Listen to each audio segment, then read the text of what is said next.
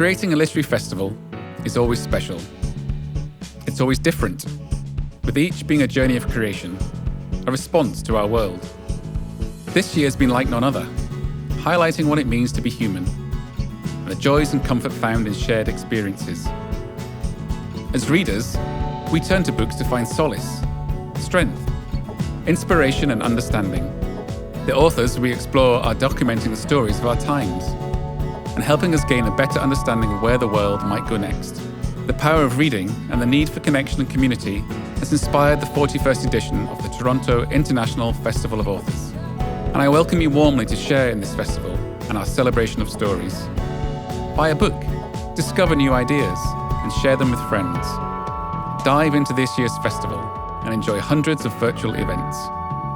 Consider donating to the festival, if you can, to help support our free programme and to help us continue to support writers.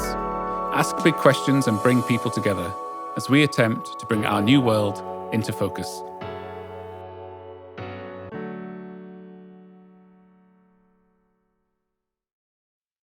We respectfully acknowledge that words and ideas have been shared on this land for thousands of years.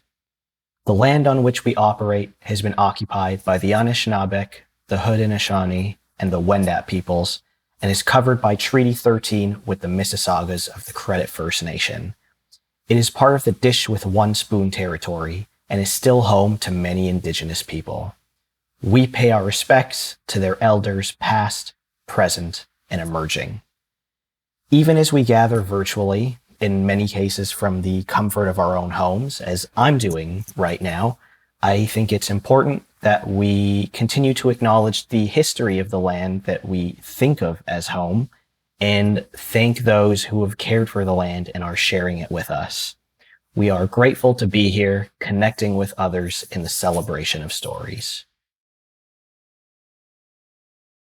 My name is Shokoofeh Azar, and I'm reading my short writing for Toronto International Festival Authors 2020. The title of this writing is Dear Coronavirus, I Saw Your Beautiful Side. Dear Coronavirus, for months now, your name has been at the top of the world news. It does not matter in which country we live, in a country that is democratic or dictatorial, or whether we are rich or poor. Wherever we live on Earth, your name is the most widely used. Actually, your name appears even more than the names of Ali Khamenei, the Iranian dictator, Donald Trump, or even Mary Monroe, Madonna, and the Queen of the United Kingdom.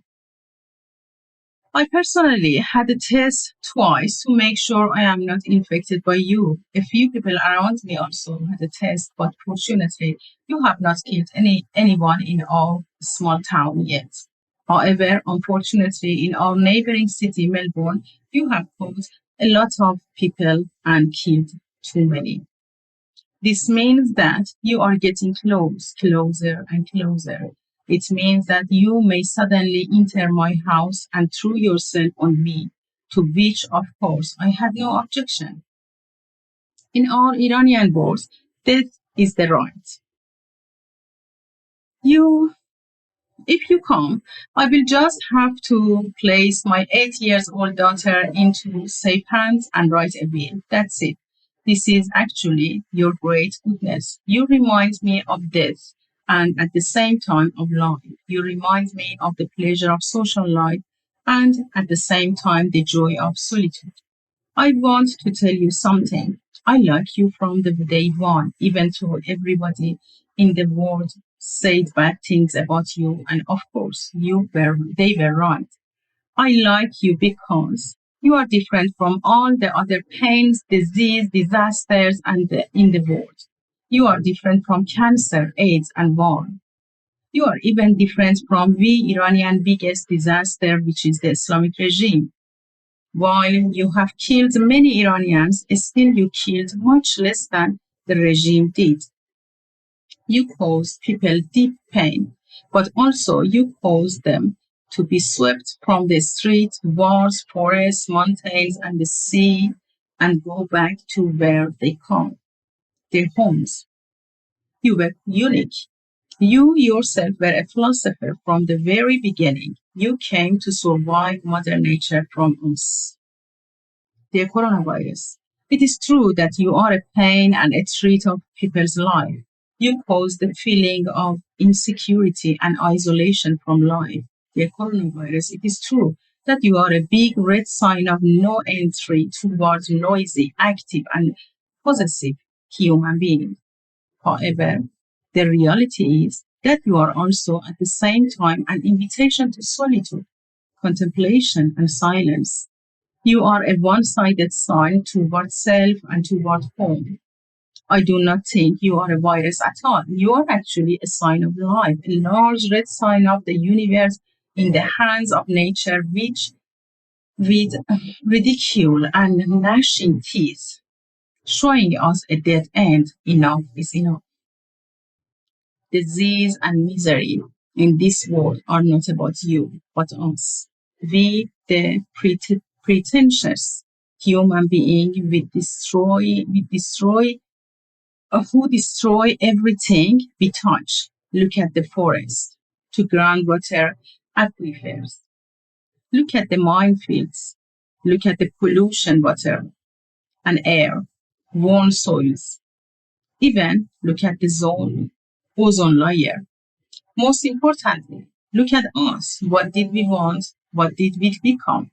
We wanted to recreate the Garden of Eden from which we were thrown out, but we made a hell out of the earth. We modern humans have brought life and nature to a standstill, and you are now standing before us with the sentence of this and forcing us to back to wherever we came from, into the solitude, into the house. Dear coronavirus, you say to us, hey man, it is time for you to face yourself. It is time to look at your reflection at home. Dear coronavirus, you are warning us. Stop adventuring outside. It is time to discover inside. You say, I want you to confront your own truth and the truth of your families. Because whatever they are a reflection of part of you. Do you like them? So spend time with them. Don't you like them? So arrange your life and theirs in which a way that you can separate without hurting each other. Dear coronavirus, you close all of our escaping ways to the street, to the city, to work, to the others. And this is your greatest characteristics. This is what I really love in you.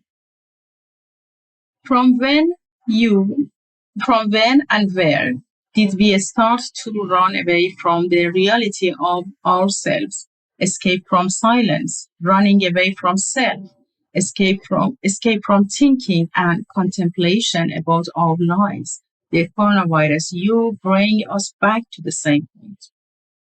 How proud we humans were of our social status, achievements, and our wages.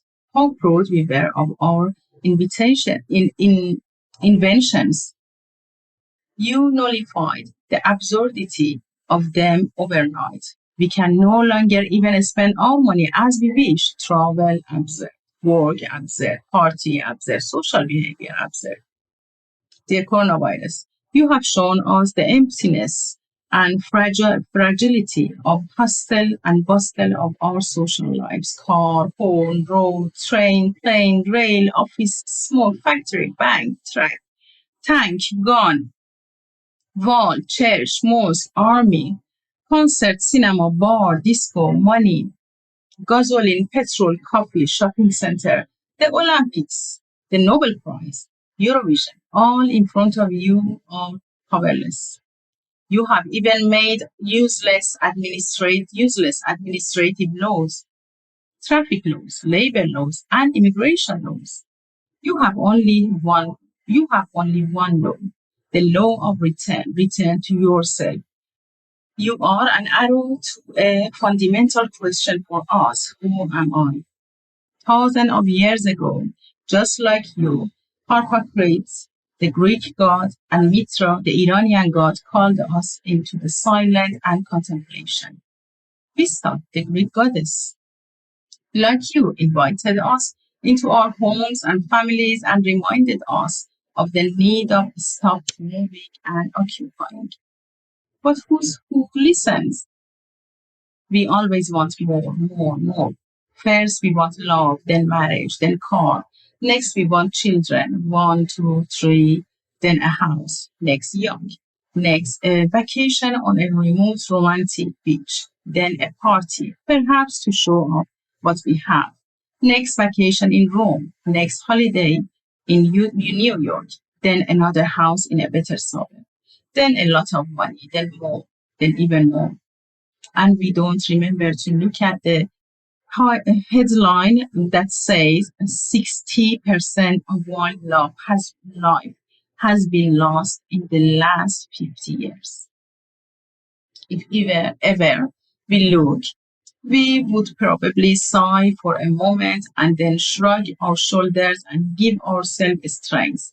I do not harm nature. I who separate my recycle bin. I never cut down the trees, but we still are part of this distraction machine. We give birth to children one after another because children are cute. And these children must be a product of our own blood. And we do not want to adopt orphans children because of this, because of that.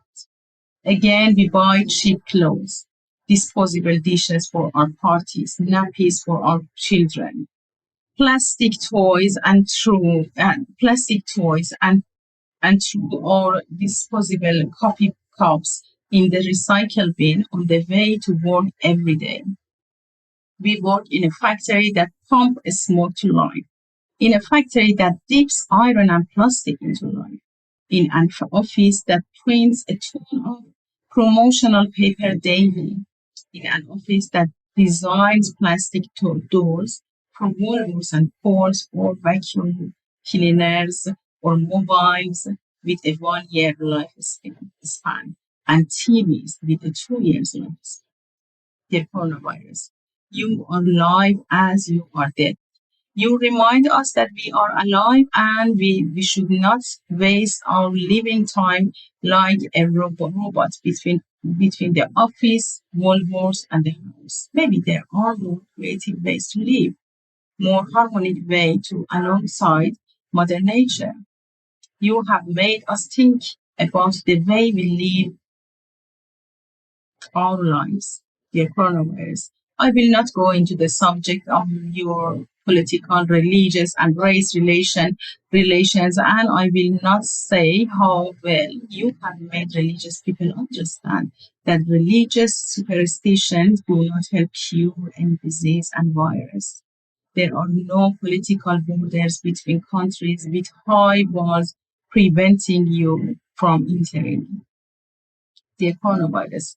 Let me tell you this, and I will go. Recently, also, I was very sad to see you are capturing many people's lives in the world and Europe. Seeing the continuation of the street demonstration of the laborers and protesters against the regime of Iran, despite your existence, makes me happy. It seems the Iranian people have nothing to lose. Therefore, they are not even afraid of you anymore. So they take to the streets in large groups to claim their rights from Ali Khamenei and his corrupt puppets, saying that if we are going to die by coronavirus, why not die in streets against the injustice and suppression?